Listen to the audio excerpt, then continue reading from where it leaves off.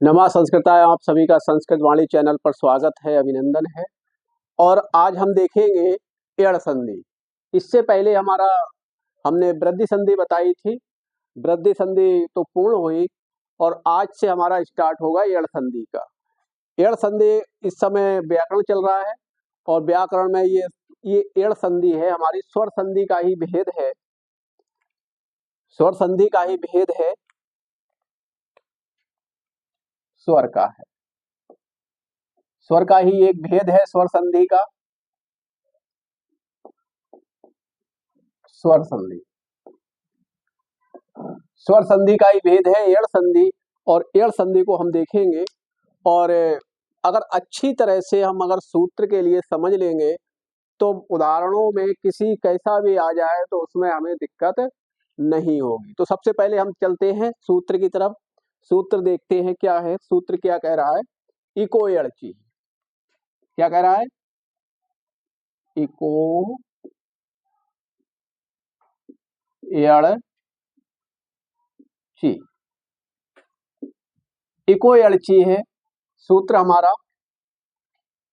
और ये सबसे पहले देखेंगे ये सूत्र कैसा है। एड़ संधि का विधान करने वाला है। एड़ विधायक सूत्रम। कैसा है? एड़ विधायक सूत्रम। एड़ विधायक सूत्रम। ये एड़ विधायक सूत्र है और इस सूत्र के लिए हम सूत्र के ही माध्यम से देखेंगे। सूत्र को अगर अच्छी तरह से समझ लेंगे तो उदाहरणों में हमें किसी प्रकार की कोई दिक्कत नहीं होगी। तो देख लेंगे पहले इसके लिए क्या कह रहा है। इक, इक और एड़, एड़ और अच्छे, अच्छे, ये इनके लिए जान लेंगे। कहा इको से इक, एड़ और अच्छे। अब देखेंगे क्या है इक। इक तो जान ही रहे, जैसे हमारा महेश्वर सूत्र है। महेश्वर सूत्र में देखेंगे आयुड़, आयुड़, आयुड़, री लरक, री लरक, री लरक। पहला सूत्र है ये और ये दूसरा सूत्र है। अब देखेंगे इसी से निकलेंगे अच।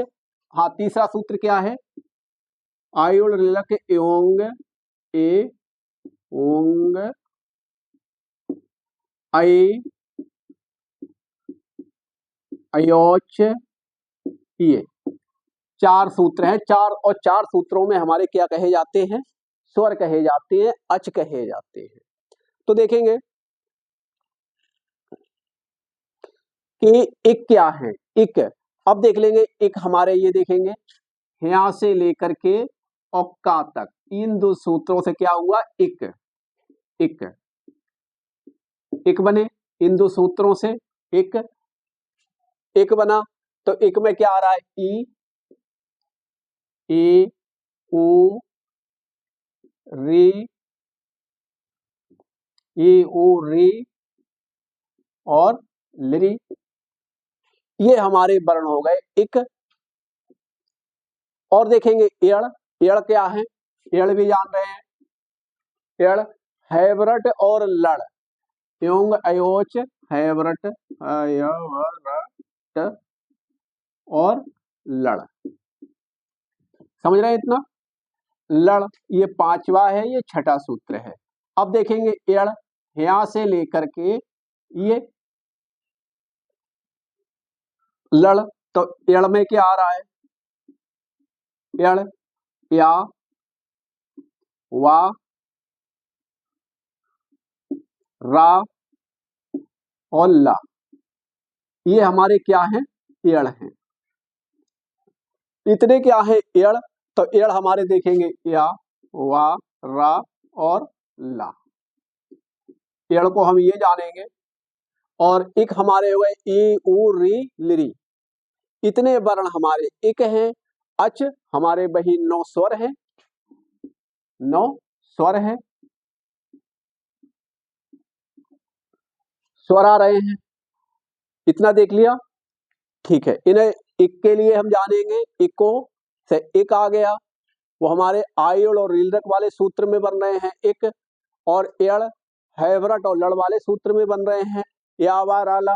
तो एड़ हमारा ये हो गया और अच हमारे वही स्वर हो गए। कितने? 9 स्वर हैं। कहां से लेकर के? यहां से लेकर के और अच तक, ये हमारे अच हो गए 9। बस इतना जाने। तो सूत्र के लिए हमने देखा इको एड़ची सूत्र कह रहा है इक हमारे ई उ री ले रे, एड़ यावा राला, और फिर क्या है? अच्छी। ठीक है, इतना जान लिया। अब चलते हैं, अब देखते हैं क्या कह रहा है। ये मिटा देते हैं और इतना जान ही गए हैं। और अगर कोई प्रत्याहार बनाने में कोई दिक्कत हो तो इससे पहले हमने सबसे पहले वीडियो बनी हुई है महेश्वर सूत्र, उसके लिए देख लेंगे, तब हमारे लिए समझ में आ जाएगा। बाकी के समझ में आ गया तो अगले चलते हैं।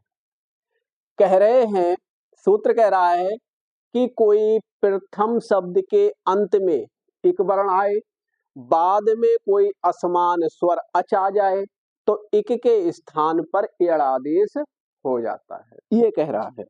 कह रहे हैं, देखेंगे, यदि कह रहे हैं प्रथम शब्द के, प्रथम शब्द के, प्रथम शब्द का अंतिम वर्ण, अंतिम वर्ण क्या हो? इक हो। इक, इक, इक क्या है? ई उ री लिरी, ये हो, इक हो, तथा बाद में दूसरे शब्द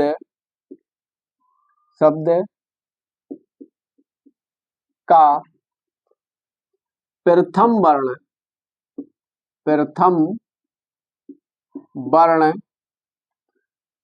कोई असमान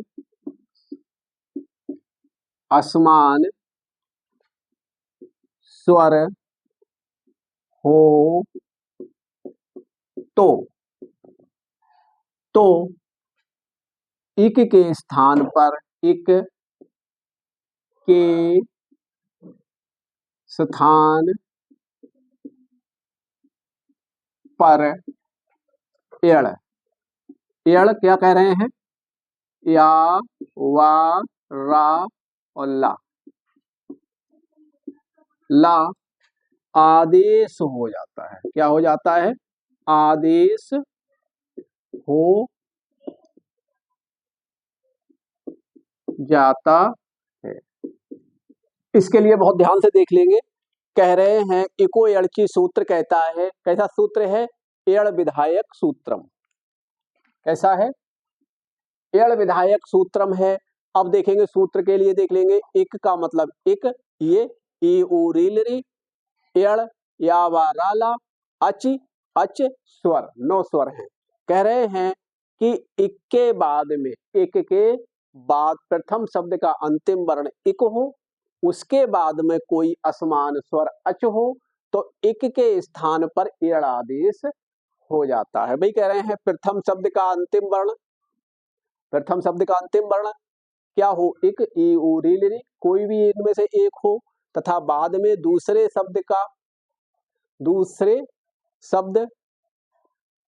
शब्द प्रथम वर्ण कोई असमान स्वर हो, दूसरे शब्द का हो, तो इक के स्थान पर, क्या?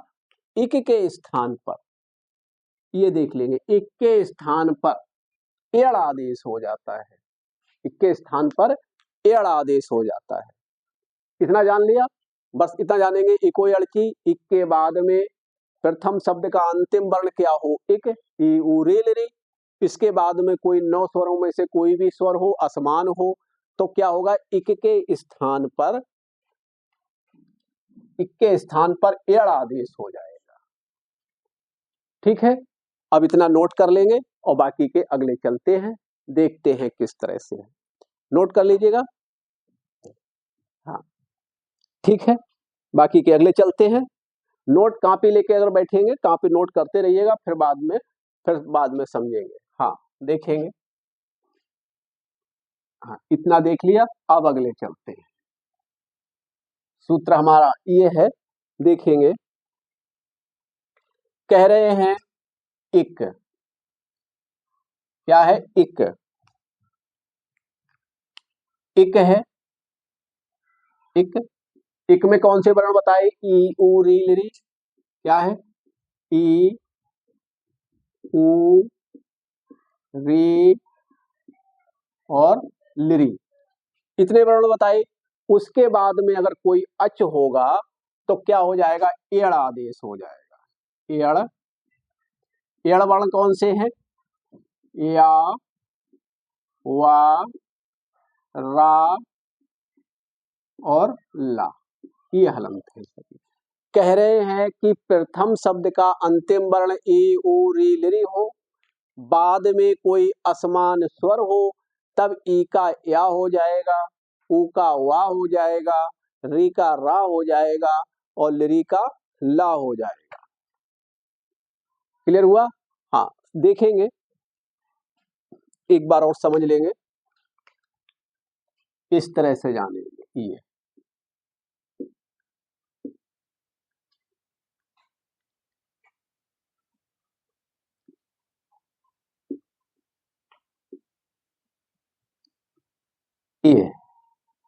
ये हमारी सारणी बनी और इसे देख लेंगे। ये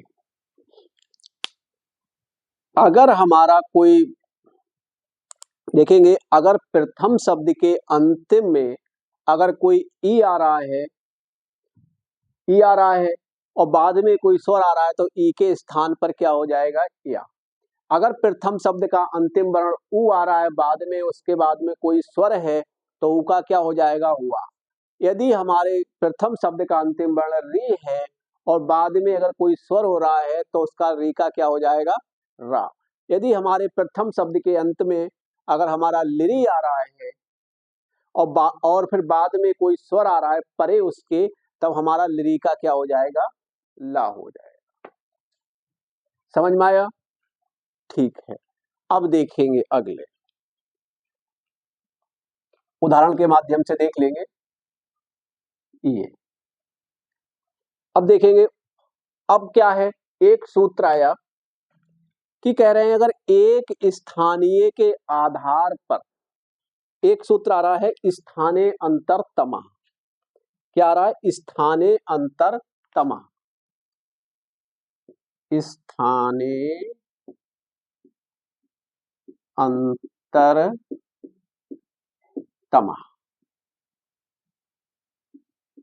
स्थाने अंतरतमा। ये सूत्र क्या कर रहा है? ये सूत्र कर रहा है कि ये परिभाषा सूत्र है। कैसा है? परिभाषा सूत्र है, बता रहा है परिभाषा सूत्र, परिभाषा सूत्रम। ये कह रहा है कि अगर एक स्थानीय के आधार पर और ज्याधिक स्थानीय आ जाएं, तो हम किसके आधार पर चेंज करते हैं? उच्चारण स्थान के आधार पर। कह रहे हैं, इसका भी बारे में कुछ लिख लेंगे। कह रहे हैं यदि एक स्थानीय के स्थान पर एक से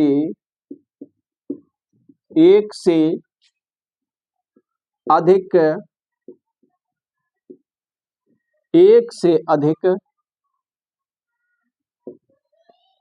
एक से अधिक वर्ण आए तो उच्चारण स्थान के आधार पर आदेश करते हैं। क्या करते हैं? आदेश करते हैं।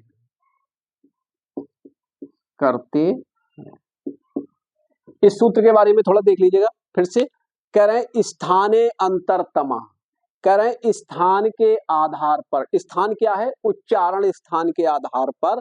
कह रहे हैं अगर एक वर्ण है, जैसे मान लीजिए ई आ गया और क्या कह दिया, यावार आला का, इक्के स्थान पर एड़ आदेश करेंगे तो हमारा वही वर्ण आदेश होगा जिसका उच्चारण स्थान के आधार पर। अब जैसे मान लीजिए ई है, अब हम कह दें ई के जगह पुआ हो जाएगा, नहीं होगा। क्यों?